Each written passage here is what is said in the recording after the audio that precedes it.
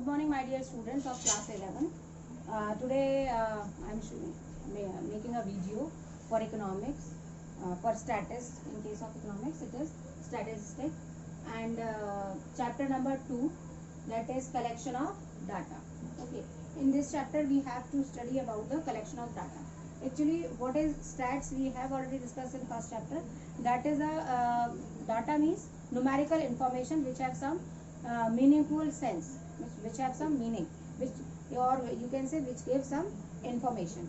So if you want to discuss, if you want to know about some problems like poverty in India, unemployment in India, so you need to collect some data. On that basis you can understand that how much crucial इस problem is there, उसके solutions क्या हो सकते हैं, उसको हम कैसे remove कर सकते हैं, ऑल दैट. इसके लिए हमें डाटा की जरूरत पड़ती है. Okay, so data is very important in case of statistics. Okay, so today we have taken a chapter, collection of data. There are two types of data, that is primary data and secondary data. So first of all you have to understand what is primary data and what is secondary data. As by the name it is mentioned, primary means first time collected data. You can also said it is a first hand data, because for example, if you want to collect information about yourself, or you want to collect information about something, you want to know the price of onion, so directly you go to the vegetable seller and you ask the price.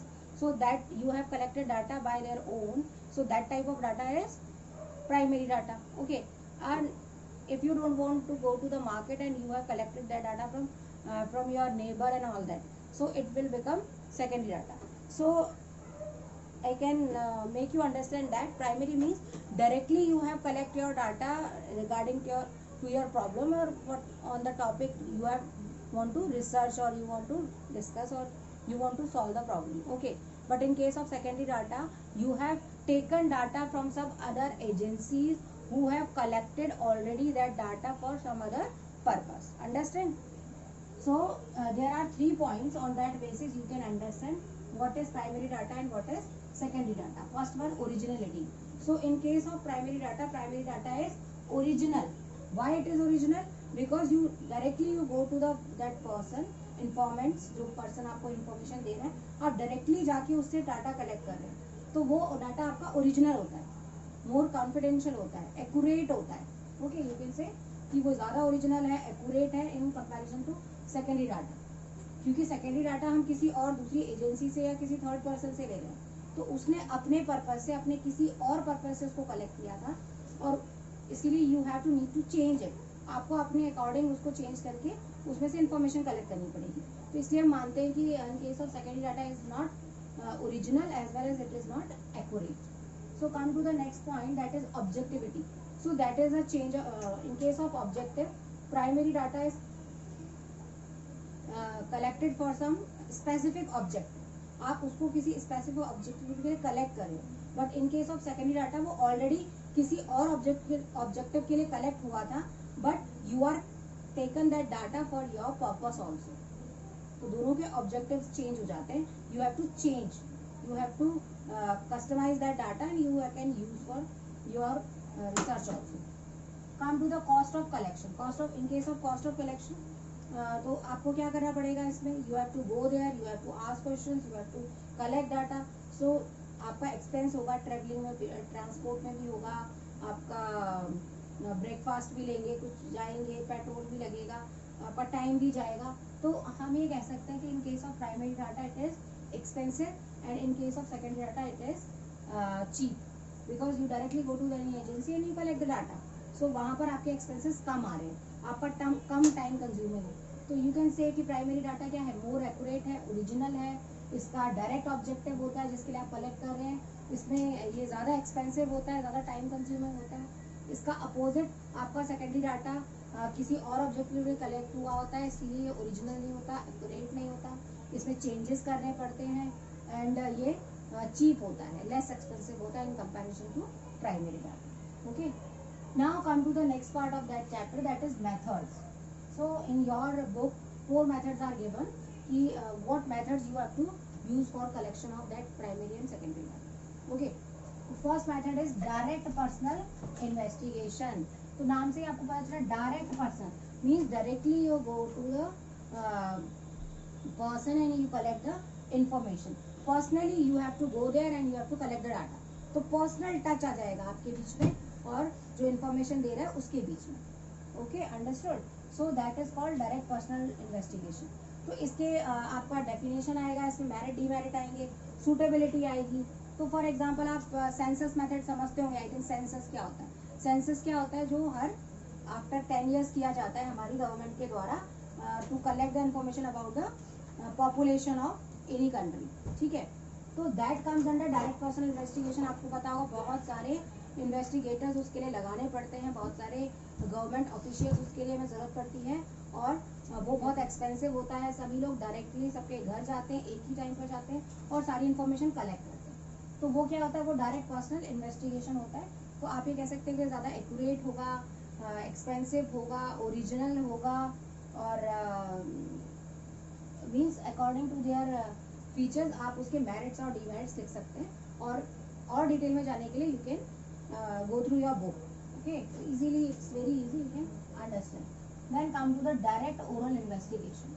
Indirect oral investigation. Indirect oral investigation में क्या हुआ कि you just call them, आपने उनको call किया और उनसे कुछ क्वेश्चंस पूछे और यू कलेक्ट द इन्फॉर्मेशन.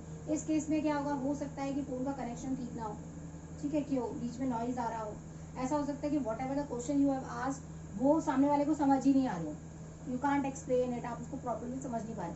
दूसरी बात, आप उसके फेशियल एक्सप्रेशंस नहीं देख पा रहे कि वो कंफर्टेबल है कि नहीं, वो आंसर कैसे दे रहा है, रिलायबल है कि नहीं वो आंसर. तो इनडायरेक्ट ओरल इन्वेस्टिगेशन में क्या होता है? डायरेक्टली कॉल करके कुछ क्वेश्चंस आप पूछ लेते हो, उसके बेसिस पे अपनी इन्फॉर्मेशन आप कलेक्ट करते हैं. तो वही है कि in comparison direct personal investigation ये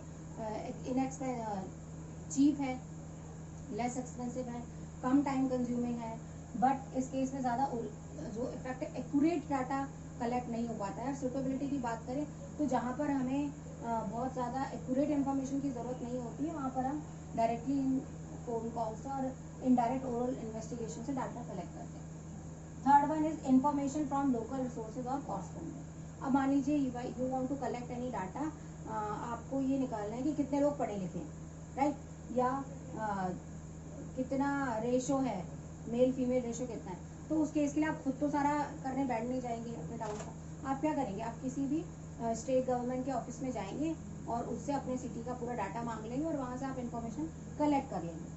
तो वो आपका किसके अंदर आ जाएगा? इन्फॉर्मेशन फ्रॉम लोकल रिसोर्सेज और कॉरस्पॉन्डेंट. ओके, इस केस में क्या हो रहा है? इस केस में भी ये लेस एक्सपेंसिव है, मोर एक्यूरेट नहीं कह सकते बिकॉज वो किसी और पर्पस के लिए इकट्ठा किया गया था डाटा और अब आप उसको अपने किसी और पर्पस के लिए यूज कर रहे हो, तो वो कम एक्यूरेट होता है. ठीक है, now come to the fourth point, that is information through questionnaires and schedules. Questionnaire and schedules you can understand very well. Questionnaire क्या होते हैं? List of questions is there और वो क्वेश्चंस पूछे जाते हैं या आप उनको मेल कर देते हैं, तो whatever the person is there वो उनको टिक टिक टिक करके दे देता है, right. So you can collect that data. So in case of information through questionnaire and schedules, you collect data through mailing method or enumerator method. Enumerator का मतलब कि आपने एक पर्सन को भेजा and you collect the data. You send one person to the investigation area और you collect your data. तो वो आपका enumerator method होता है. Enumerator method में हम ये मानते हैं कि that is more accurate. ठीक है, क्योंकि आप डायरेक्टली जा रहे हैं, उनको क्वेश्चन समझा पा रहे हैं और उनके फेशियल एक्सप्रेशंस आपको पता चल रहे हैं, तो वो आपका इनोवेटर बेटर बेटर होगा. लेकिन यहाँ पर भी एक चीज़ ये आ जाती है कि इसका एक डीमेरिट ये हो जाएगा कि कुछ पर्सनल बाइस हो. फॉर एग्जांपल मैं गई, मैंने किसी को भेजा और जिस पर्सन से मैं डाटा कलेक्ट कर रही हूँ मैं उसके साथ कंफर्टेबल नहीं हूँ, मुझे उसका एटीट्यूड पसंद नहीं आ रहा, बात करने का तरीका पसंद नहीं आ रहा, या ऑलरेडी मेरी उससे कोई झगड़ा है, तो एक पर्सनल बाइस का केस आ जाएगा उस पर.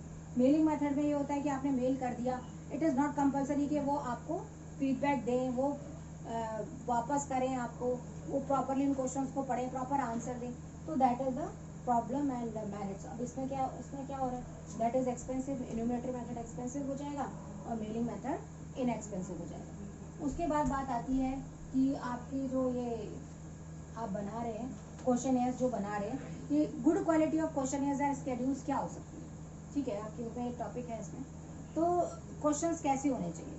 क्वेश्चन सिंपल हों, ठीक है, शॉर्ट हो और मोर एक्यूरेट हो, इजी टू अंडरस्टैंड हो, direct related to the problem हो।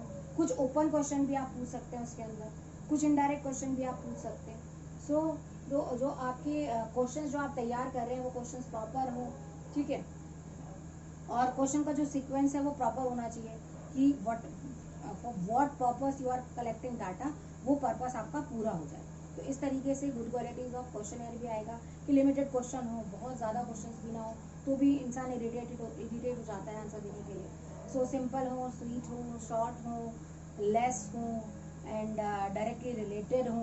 Okay, so these all are the good qualities of question and schedules. Okay, so come to the next topic of this chapter.